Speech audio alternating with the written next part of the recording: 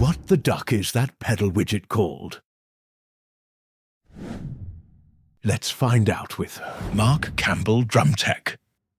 Some insights into bass drum pedals, from the names of the components all the way through to some custom mods.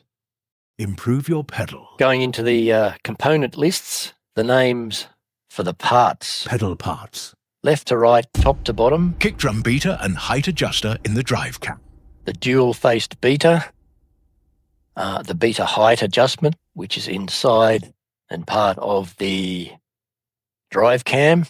Axle main bearings, spring cam spigot and shackle.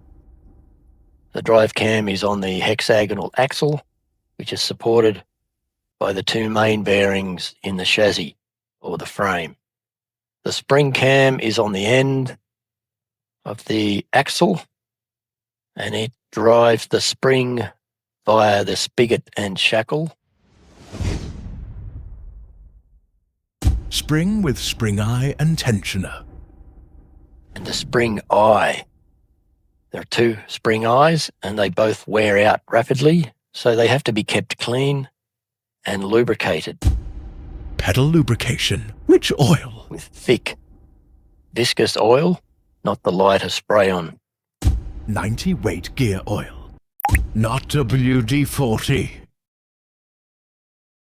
What drives the cams and the beater? Moving along to the drive chain, the pedal board, the hoop clamp, the heel plate, and the pedal hinge. What is the component that wears out fastest? That pedal hinge is an area that's down in the grit and the abrasive. Grit hastened wear.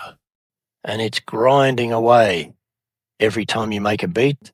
And if it's full of fine-grained abrasive, it will wear out rapidly. So, clean your pedals and lubricate them with gear oil. Coming up next, pedal adjustments.